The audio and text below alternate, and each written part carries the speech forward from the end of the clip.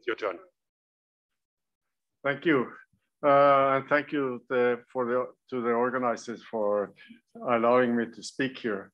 What I'm going to talk about is something that has not been published yet. It's in the work. It's really the PhD of Photon Exchange, who I had an earlier PhD student in India that I did 3 papers with, and he suggested to Photon that at the different institution at Kanpur, the Indian Institute of Technology at Kanpur, to do this work, and it's troublesome. What I learned in the early days, in fact, at PSI, was that radiative corrections are very delicate. But this, Hartmut Pilkun, with his memory, taught me a long time ago to do pi plus and pi minus on deuterium to get a handle on the different delta masses. And what I learned at that time from him was that stay away from radiative corrections. I've done some radiative corrections with Udit using neutrinos, which was based on some radiative correction to neutron beta decay. That was published some almost 20 years ago. And that's about it, what I knew about radiative corrections. So the last year with Pulak, Talokdar, and Udit Raka, I learned an awful lot about radiative corrections. The problem I see in physics is that we do amplitudes and cross sections of scattering of particles. I learned when I taught Jackson E&M that any charged particle radiates. And when they do acceleration or deceleration, whatever they do, they change something in directions they radiate. And the problem we have in physics is that we assume that these particles that come out, they have no charge, and we have to correct for it later on, realize that they do have charge. And that's the main problem we have in doing this correction. So let me look a little bit at what is going on. The collaborators on this work, apart from this PhD student who's now writing up her dissertation, and the 2 professors in India, in Guwahati and Kanpur, we are trying to do this 2-photon exchange, not doing any approximation, meaning include both soft and hard pions in the exchange. So let me, and I was inspired by Stefan about this news experiment at PSI, and we learned very quickly that their beam momentum is of the order of the pion mass, of the muon mass, meaning we are doing low energy scattering experiments, mu plus, mu minus, E plus, E minus. The first thing we learned doing this is, when you look at just at the Bremsstrahlung, is that the muons are not obeying this so-called peaking approximation that has been a favorite for a long, long time. And we also learned, since we are doing low energy physics, that we have to include the masses of the mesons. You refer to Rudolf Tegen and Bear Predom earlier in South Carolina. Yes, I did put in the masses of the leptons very early on in the experiments. In this, what I'm going to present is that these leptons, apart, including the masses, are treated as relativistic particles. And the nucleon in this theory for lowest leading order and corrections coming from next to leading order are point particles. They have no form factors whatsoever.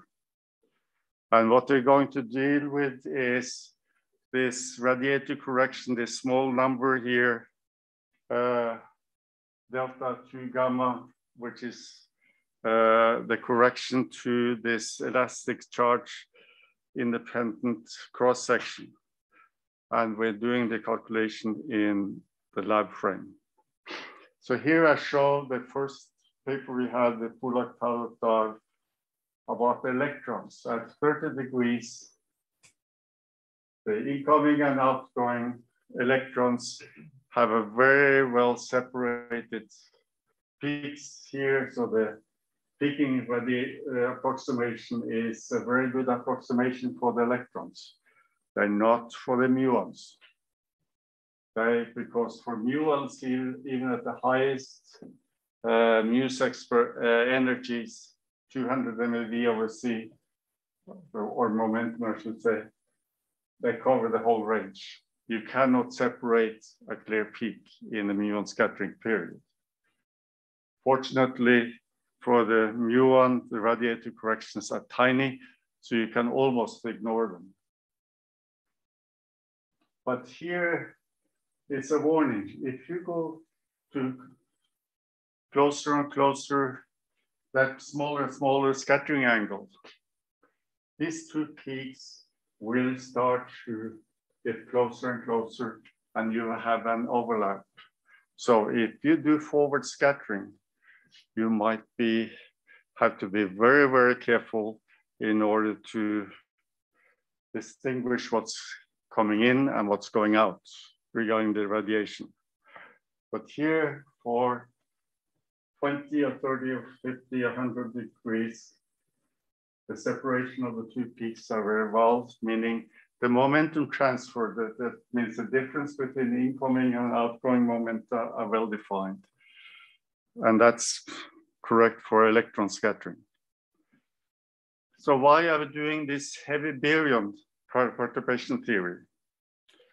Well, first observation is basically that the recoil target proton is moving non-relativistically. It's heavy. It has a mass of 1 GeV roughly, so it's heavy. But we keep at this low energy the lepton mass, meaning both the electron mass and the muon mass in all the calculations. And the third observation in chiral perturbation theory is that, or heavy barium chiral perturbation theory, I should say, is that the proton mass is of the order 1 GeV, and it's very close to the chiral scale, which is also close to 1 GeV, if you believe this original estimates of the scales involved. Now, in chiral perturbation theory, what you are doing, even if it's relativistic or heavy barium, is you calculate the leading order terms, and next to leading order terms or higher terms should be just correction to the leading terms or correction to the correction.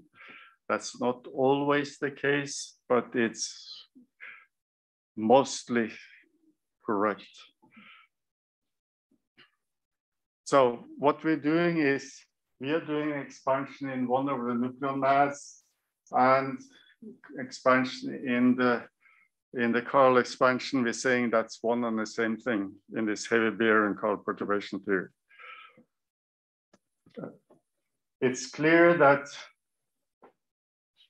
gauge invariance is automatically satisfied in this theory. That's put in from the very beginning. And I should also say that this is the chiral perturbation theory is an effective low energy theory for QCD. It's not QCD, but it's an effective theory. So the errors we are making is ignoring terms, and in this talk, I will ignore terms of 1 over the nuclear mass squared. But that's an error that we have to consider. So here is a Lagrangian. That's one equation.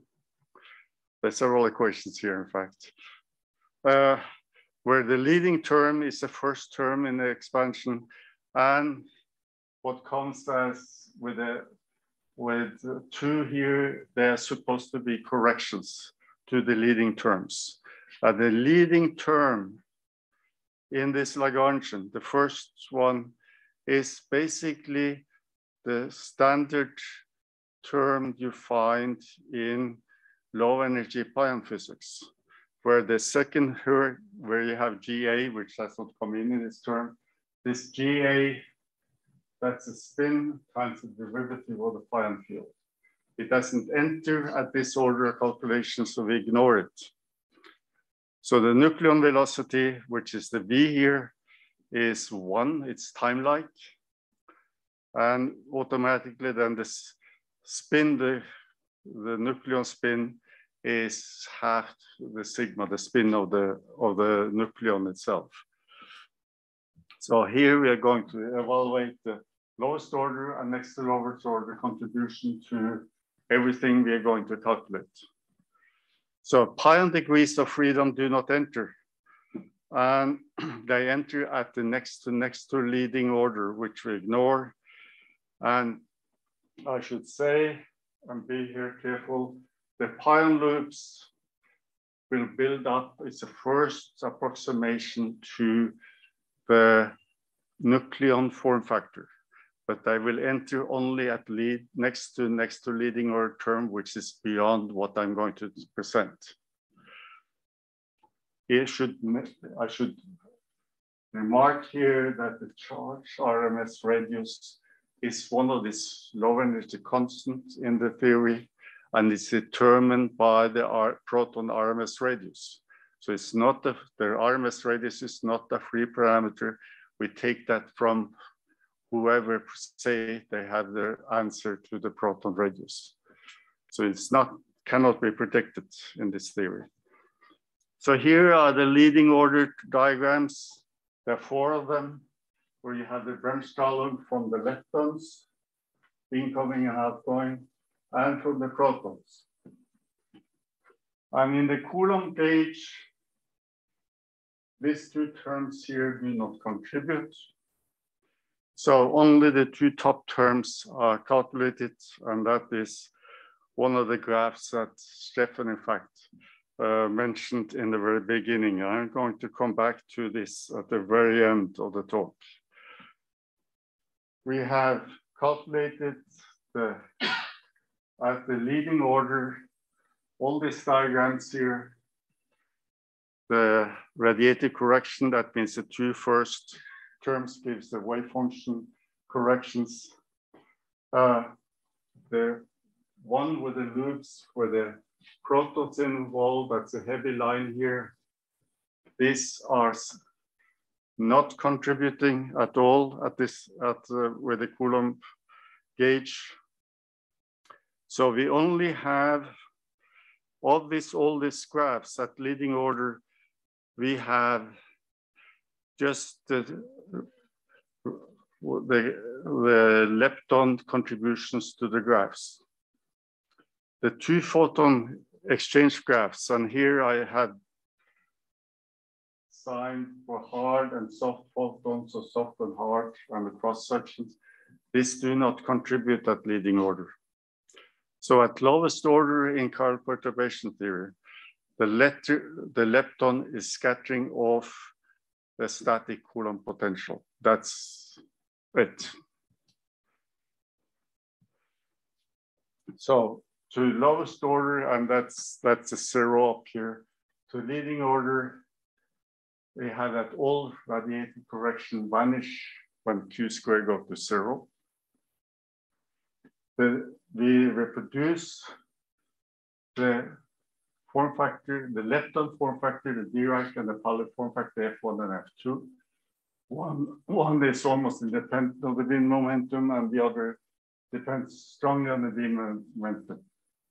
And we have cancellation of these infrared divergences so that when we do this in the soft photon approximation, we find a very easy analytic result.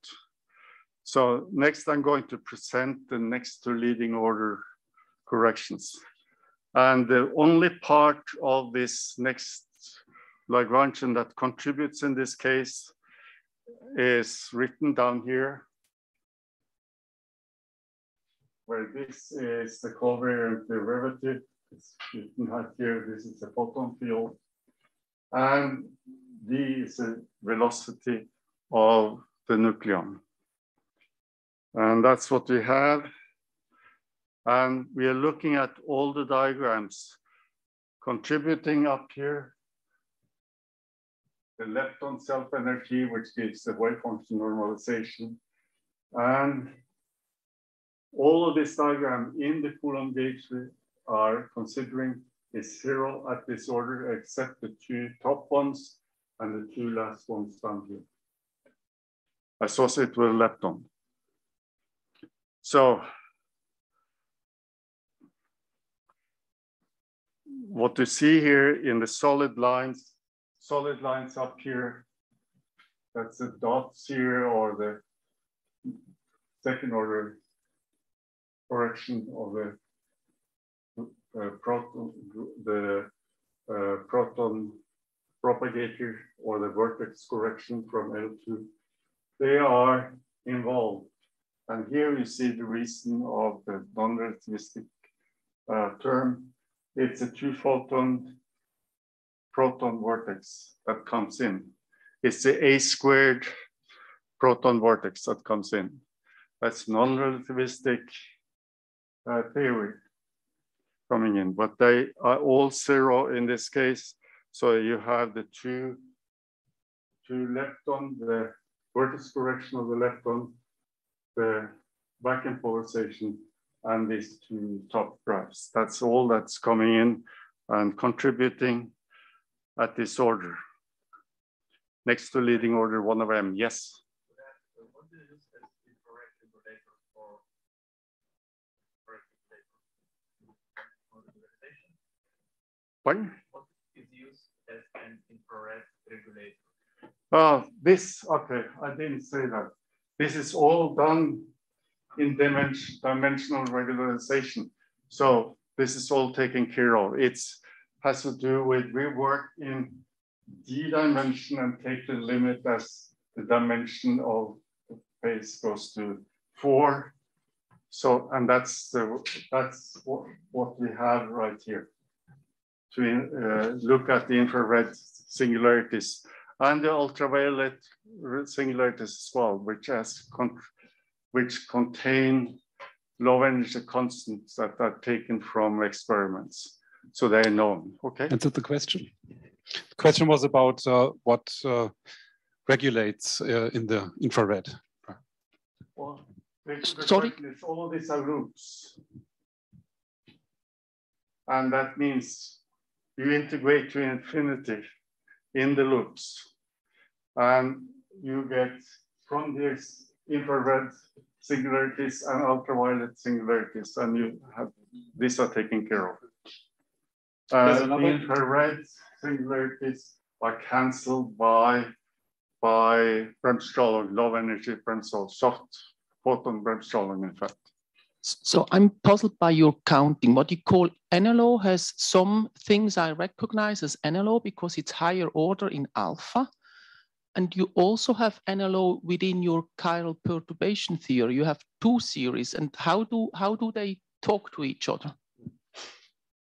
They don't. I'm doing things to order alpha squared here. Everything else will say is order alpha squared, and I expand in chiral perturbation theory. So I'm limited to alpha squared terms, meaning the charge to the 4th power. kind of chiral perturbation theory or leading order? Chiral perturbation theory in leading order, next to leading order, next to leading order, whereas everything I'm going to say about is alpha squared. Okay. So it's only two photons coming in all the time. Okay.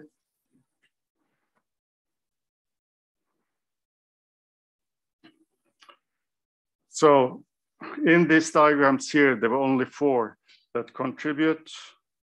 Everything else is 0. And when you look at the photon, the vortex corrections for the nucleon, they at this order in chiral perturbation theory, they give no contributions. They will contribute at 1/2 mass squared, but I'm ignoring that part. That's part of my error, in fact. So they are, since I'm doing alpha squared, I have to consider two-photon exchange. The square, the box and the cross box diagrams at leading order and next to leading order. So in these 2 diagrams, the 2 top ones, the diagram A and B, I have both leading order terms and next to leading order terms. That's because this propagator here, the nucleon propagator, has a term which is V dot outgoing momentum, lepton momentum, or proton momentum, which is non-zero, whereas the incoming proton momentum is 0. That gives me 1/m corrections, which is contributing. So these two first terms, A and B, up here, they are leading order vertices. They are contributing both to lowest order and next to lowest order. Everything else has a blob in here at the vertex, and they are, or correction to the nucleon propagator. They are 1/n nucleon mass corrections to the whole thing. I should say that these 2 first diagrams will give you the old-fashioned 1948 fine Feshbach corrections, but they also have corrections to next to leading order. The last diagram up here called I, that's a seagull because it's 2-photon coupling to the nucleon. That has no infrared divergences. You can calculate that analytically. And I should say, okay. So let me concentrate on the leading order term first and the Feshbach-McKinley corrections from 1948. If you take the lowest leading order terms in this chiral theory and take the sum of these 2, you find the answer. Now, in the Feshbach-McKinley paper, they talked about 2 mega electron volt scattering, electron scattering, meaning the energy is much less than Q squared. Or if you want, what I've written down here, the energy, this is time life, so this is the energy difference of the incoming and outgoing lepton. They are 1/n corrections. In fact, it's Q squared over twice, minus Q squared over twice the nucleon mass. And if I do that correction up here, mainly saying Q squared is basically space-like, this is what Feshbach had. That means we have correction to this because I expanded this one up here. When it comes to next to leading order, there are a couple of observations that need to be made, and this is in dimensional regularization. We are considering here the 4 diagrams, A, B, and these 2 proton propagator corrections. We have analytic results for all of the diagrams here. But some of these four have to be examined a little bit more closely because, and I should say, we do not use the soft photon approximation here. We are integrating the loop to all orders using dimensional regularization. We had the same answers, analytic answers, if you include the photon mass here and separate the singularity of the photon mass, the log singularity coming from there, and we get the same results when we look at the finite part. The infinite parts correspond to what we do in dimensional regularization. So it's the same thing. Okay, and again, I should say this last diagram here, the seagull diagram has no singularity, so it gives a finite contribution to the two-photon exchange. Now, if I add up all these diagrams, A, B, C, G, and H, and look at the expression, I have a difference of two integrals here, divergence of two integrals. And that bothers me, except this one little thing here. You see this 2p minus q, that is really incoming lepton momentum plus the outgoing momentum dotted into k. If I take the soft photon limit, I find for k going to 0, one of the propagators, or k go to q, which is the other propagator, this dot product here is 0. This divergence, this infrared divergence is lost completely if you do the soft photon approximation. And that's this one we struggled with for half a year to make certain we had right. That this dot product here, this dotted into this vector integral here or here, each one of them is 0.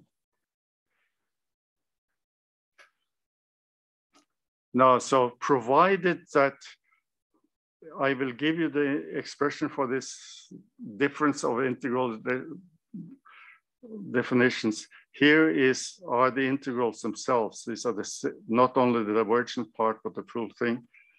That will stay.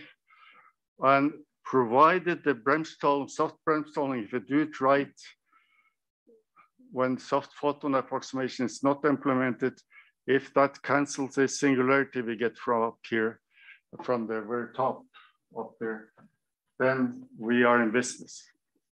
We haven't done that part yet. So we have derived analytic results for this, and I write it down. The first factor up here, epsilon is, the dimension here is 4 minus 2 epsilon. So when I have to take epsilon to 0, I get a singularity in dimensional realization from this first factor. The rest is analytic terms, and I've given them here. These are preliminary because I'm not certain both of these expressions here are correct. But that's things I still have to check, and I didn't have time to check it before the conference. So, but this is all terms up to dimension epsilon squared and epsilon go to 0. So I have singularities coming from that one over epsilon sitting up there. That is the infrared part. So here are the analytic expressions. You're not going to copy those. And I have given you the divergence of this. And here is the result of the divergence where this is 1 over epsilon sitting right here. And these are finite, meaning I have the divergence in dimensional regularization written down here.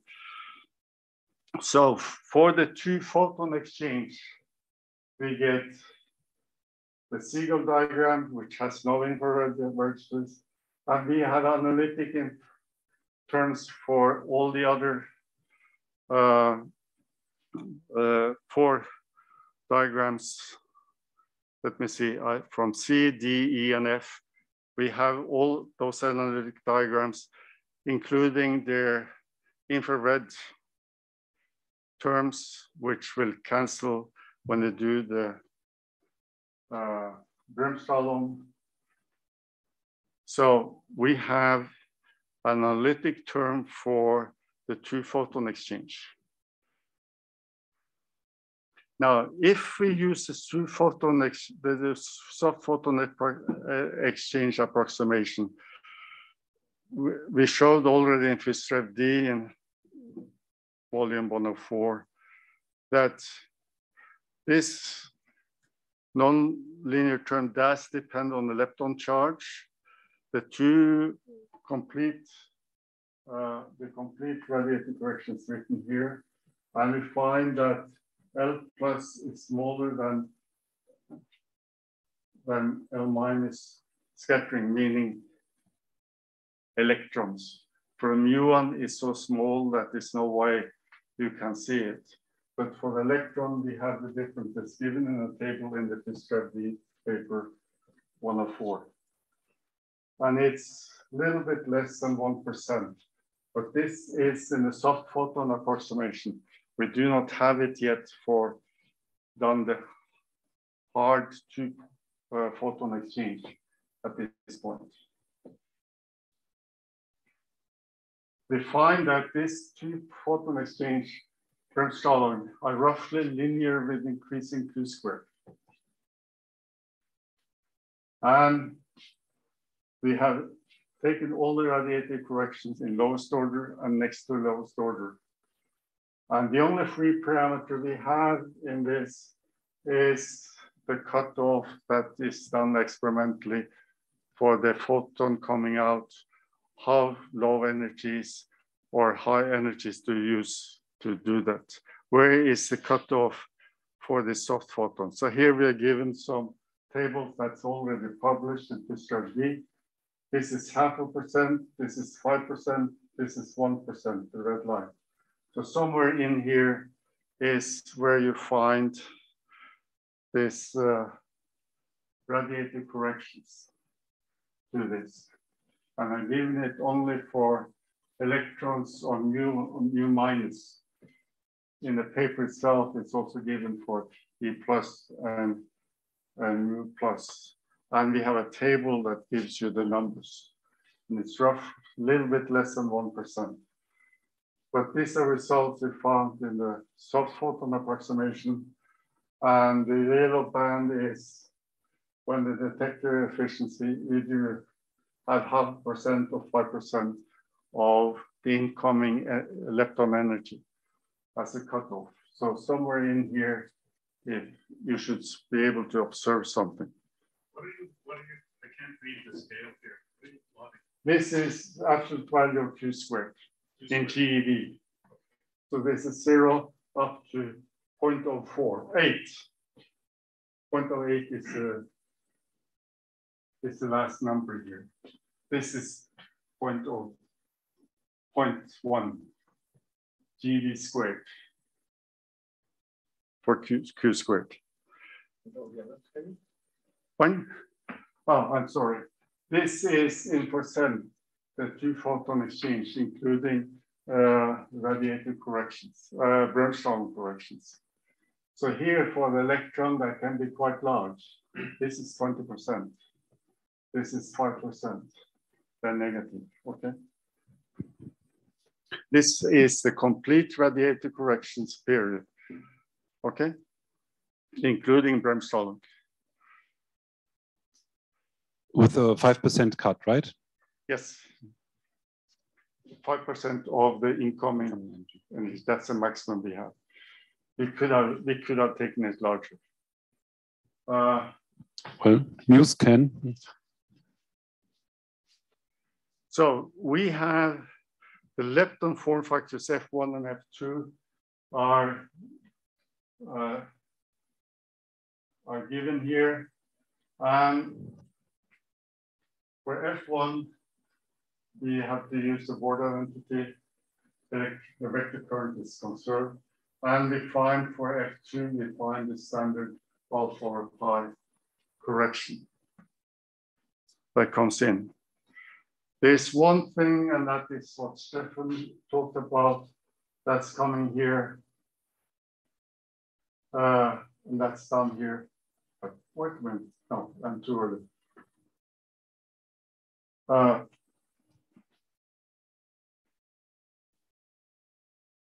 Let me go to the next one. So we have an exact analytic expression for two-photon exchange in 1/m approximation. The nucleon is still point-like. I should point that out. There's no form factors involved here because we are not included the pions. That only comes in at next leading order, where the photon can hook on to a pion in flight through the vertex or to nucleon with a pion in flight, or there are several graphs coming in here. But that builds up the nucleon form factor. That's not included in here. What we have, and it's written right here, there is the electron is relativistic, except what the peaking as you go lose momentum, get hard photon radiation coming out.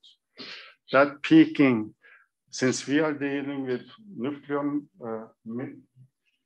muon mass and electron mass, we can take the whole expression and change the mass from a muon mass down to electron mass down to 0.